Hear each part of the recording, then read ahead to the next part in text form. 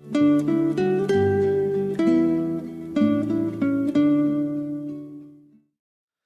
오늘도 사무엘상 6장에 기록된 이 말씀을 통해서 하나님께서 주시는 은혜를 우리가 함께 나누기를 원합니다.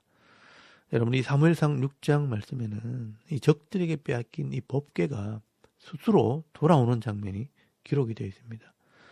어제 말씀을 나누었던 이 사무엘상 5장 말씀에 기록된 것처럼 아무도 일할 사람이 없는 시대, 하나님 스스로 이 적의 신상을 거꾸로 뜨리고 또 적의 나라를 전염병으로 쥐시고, 오늘 본문에서는 이제 스스로 이스라엘로 돌아오시는 이 하나님 모습을 기록을 하고 있습니다.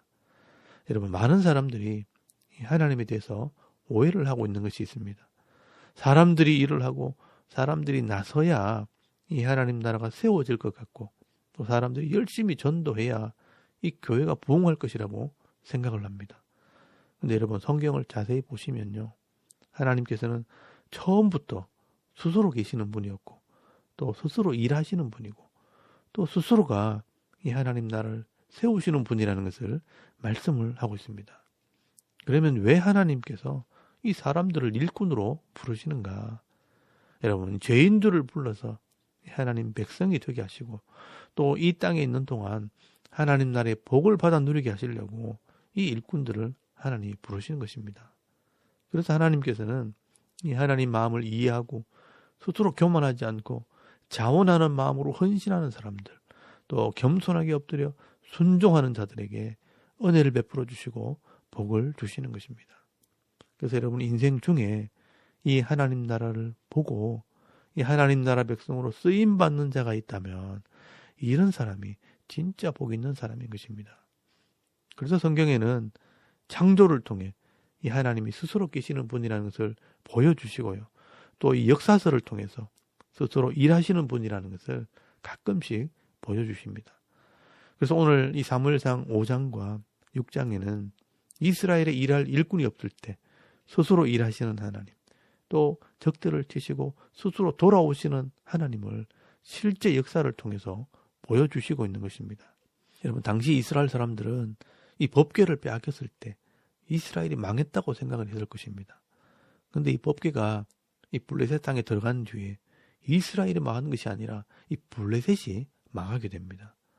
여러분, 법궤가 가는 곳마다 아스돗과 가드와 에글론에 전염병이 일어나서 많은 사람들이 죽어나갑니다. 여러분, 사무엘상 6장 1절 말씀에 보시면요, 7개월 동안 이 블레셋 사람들이 고통을 당하게 됩니다. 그래서 이 블레셋의 제사장들과 복술자들이 나서서 방법을 가르쳐 줍니다.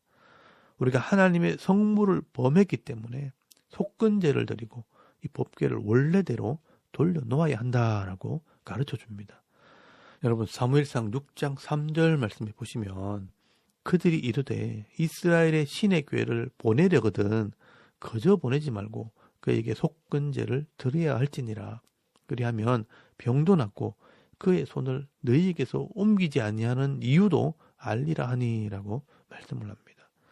그래서 이 블레셋의 제사장들은 하나님께 속건제를 드리고 이 법궤를 돌려보내게 됩니다. 그런데 여러분, 이 모습을 보면 이 이스라엘 백성들과 비교가 됩니다. 이 이스라엘 백성들은 하나님을 두려워하지도 않고 회개하지도 않았습니다. 그런데 이 블레셋 사람들은 이방 사람임에도 재앙이 임했을 때 하나님을 두려워하기도 하고 이 속건제를 드리면서 회개를 하기도 합니다. 여러분, 이 속건제라는 것은 레위기 율법에 나오는 것처럼 성물을 범했을 때 회개하면서 하나님께 드리는 제사입니다. 이런 모습을 이 성경에 기록해 놓은 것은 이 모습을 보고 배우라는 것입니다. 여러분, 5절에서 6절까지 말씀해 보시면 이 블레셋의 제사장들이 하는 말을 기록해 놓았습니다. 그러므로 너희는 너희의 독한 종기의 형상과 땅을 해롭게 하는 쥐의 형상을 만들어 이스라엘 신께 영광을 돌리라. 그가 혹 그의 손을 너희와 너희의 신들과 너희 땅에서 가볍게 하실까 하노라. 애굽인과 바로가 그들의 마음을 완악하게 한 것 같이 어찌하여 너희가 너희의 마음을 완악하게 하겠느냐. 그가 그들 중에서 재앙을 내린 후에 그들이 백성을 가게 함으로 백성이 떠나지 아니하였느냐라고 말씀을 합니다. 여러분, 이 블레셋의 제사장들은 이 출애굽기에 나오는 바로 왕의 이야기까지 하면서 하나님께 영광을 돌리라고 책망을 합니다. 그리고 4절 말씀에 보시면 이 사람들은 전염병이 일어난 것은 쥐를 통해 옮겨졌다라고 생각을 한 것 같습니다. 그래서 이 금으로 종기 모양과 이 쥐의 모양을 만들어 속건 제물을 삼고 이제 하나님의 법궤는 이스라엘로 돌려보내게 됩니다. 근데 이 블레셋 사람들이 이 법궤를 돌려보내면서 혹시 모르니 이런 일들이 정말 하나님께서 행하신 일인지 시험을 하게 됩니다. 그래서 방금 이 새끼를 낳은 이 암송아지 2마리를 끌고 와서 새로 만든 수레에 매어서 그 수레에 법궤를 싣고 이스라엘로 보내게 됩니다. 여러분, 이것은 짐승의 본능을 가지고 테스트를 하는 것입니다. 여러분, 이 짐승들은 새끼를 낳으면요, 이 새끼에게 젖을 주어야 하기 때문에 반드시 자기 새끼에게로 돌아오게 되어 있습니다. 그런데 만약 이 암소가 이스라엘로 가지 않고 그냥 새끼에게로 돌아온다면 이 일들은 우연히 일어난 일이겠지만, 만약 이 암소가 자기 본능을 거스르고 그냥 이스라엘로 가게 된다면 이것은 하나님께서 하신 일이라고 생각을 하게 된 것입니다. 그래서 여러분 8절에서 9절까지 말씀해 보시면 여호와의 궤를 가져다가 수레에 싣고 속건제로 드릴 금으로 만든 물건들은 상자에 담아 궤 곁에 두고 그것을 보내어 가게 하고, 보고 있다가 만일 궤가 그 본지역 길로 돌아가서 베스메스로 가면 이 큰 재앙은 그가 우리에게 내린 것이요, 그렇지 아니하면 우리를 친 것이 그의 손이 아니요 우연히 당한 것인 줄 알리라 하니라 라고 말씀을 합니다. 여러분, 이 블레셋 사람들은 이게 정말 하나님께서 하신 일인가 궁금해진 것입니다. 그래서 이왕 법궤를 돌려보낼 건데 정말 하나님께서 하신 일인가 알아보기나 하자 하면서 이 젖나는 암소에 법궤를 실어 보내게 된 것입니다. 그래서 이 젖나는 암소에 수레를 메어서 이 법궤를 싣고 이랴 하고 이 엉덩이를 때려서 보낸 것입니다. 그런데 놀랍게도 이 암소가 음메 하면서 울면서도 조금도 치우치지 않고 이스라엘 땅인 이 베스메스를 향하여 곧바로 가는 겁니다. 여러분 12절 말씀해 보시면요, 이 암소가 베스메스 길로 바로 행하여 대로로 가며 갈 때 울고 좌우로 치우치지 아니하였고 블레셋 방백들은 베스메스 경계선까지 따라가니라 라고 말씀을 하고 있습니다. 여러분, 하나님께서는 이 암소를 통해 이 하나님의 살아계심을 보여주시고 있는 것입니다. 여러분, 이 암소가 이 본능대로라면 자기 새끼에게로 와야 하는 겁니다. 근데 하나님께서 이 암소를 베스메스로 인도하는 겁니다. 그리고 끝까지 순종했던 이 암소는 번제물이 됩니다. 어떻게 보면 이스라엘 백성들이나 이 블레셋 사람들은 이 암소만도 못한 것입니다. 저마다 자기 욕심을 이루기 위해 하나님을 이용하려고 했지, 이렇게 암소처럼 자신의 본능을 죽이면서까지 순종하지 못한 것입니다. 그리고 이 암소는요, 순종함으로 하나님의 살아계심을 드러내고 자기 몸은 이 번제물이 되므로 이 하나님의 영광을 드러내는 일에 쓰임을 받게 됩니다. 그래서 이것을 지켜보았던 모든 사람들이 이 모든 일이 하나님께서 행하신 일이라는 것을 인정하게 된 것입니다. 그래서 여러분 16절 말씀에 보시면 블레셋 5방백이 이것을 보고 그 날에 에글론으로 돌아갔더라라고 말씀을 합니다. 여러분, 이 법궤가 무엇을 상징합니까? 이 법궤는 하나님과 언약을 한 것을 상징하는 상자입니다. 이 법궤 안에 무엇이 들어있습니까? 하나님과 언약한 말씀 10계명의 말씀이 들어있습니다. 이스라엘 백성들이 시내산에서 이 말씀대로 살겠다고 피를 뿌리고 언약을 맺었고 하나님의 백성이 되었습니다. 근데 이 이스라엘 백성들은 사사기 400년을 지나면서 이 하나님의 말씀을 다 잊어버리고 이 언약의 말씀을 가르치지도 않고 순종하지도 않았습니다. 사사들을 세워도 일하지 않았고요, 나시린을 세워도 타락해버리고 제사장도 범죄함으로 심판을 받는 그런 시대가 되어버린 것입니다.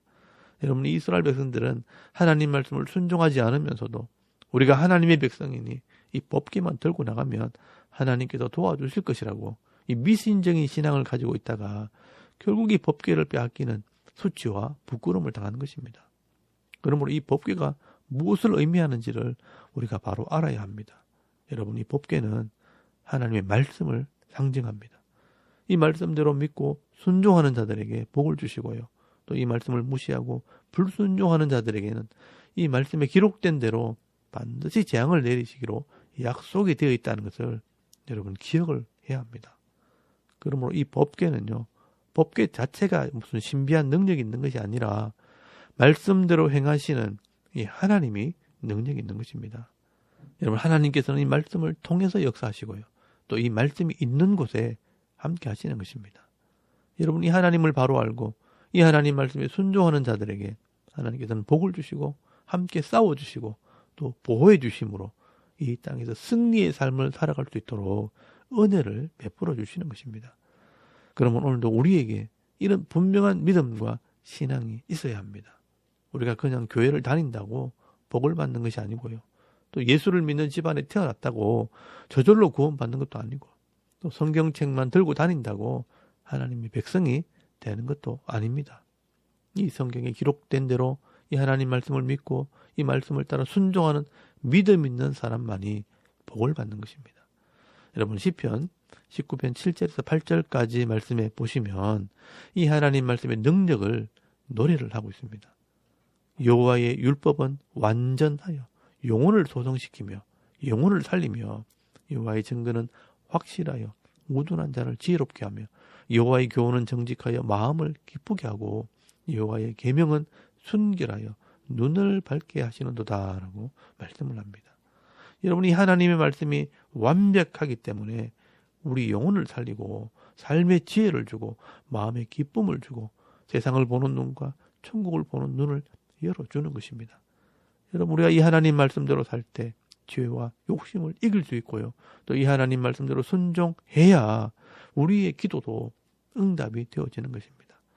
여러분, 오늘 이 사무엘상 6장 말씀에 스스로 일하시고 스스로 돌아오시는 이 하나님 모습을 보면서 이 법궤가 무슨 능력이 있는 것이 아니라 법궤 안에 있는 이 언약의 말씀대로 복을 주시는 전능하신 하나님이 진짜 능력의 하나님이라는 것을 여러분 깨달을 수 있기를 바랍니다.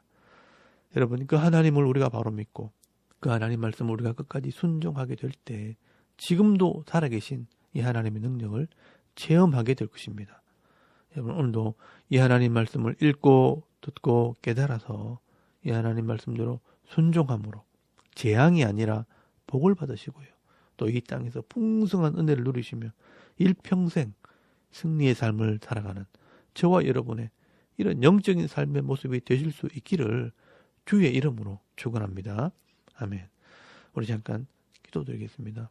오늘도 이 교회를 통해 말씀하시고 또 말씀대로 복을 주시는 이 하나님을 믿고 신뢰할 때 하나님을 존중히 여기고 순종함으로 하나님께서 주시는 이 풍성한 복을 받아 누리는 성도가 되게 하옵소서. 자신을 위해서 기도하시고 또 나라와 민족과 이 교회와 가정과 자녀들을 위해서 중보기도 하시고 또 오늘도 승리의 삶을 살게 하옵소서 기도하고 오늘 하루 삶을 또 시작할 수 있길 바랍니다. 다 같이 우리 하나님께 한번 기도드리겠습니다. 살아계신 하나님 은혜를 감사합니다. 오늘 이 아침에 하나님을 예배하게 하시고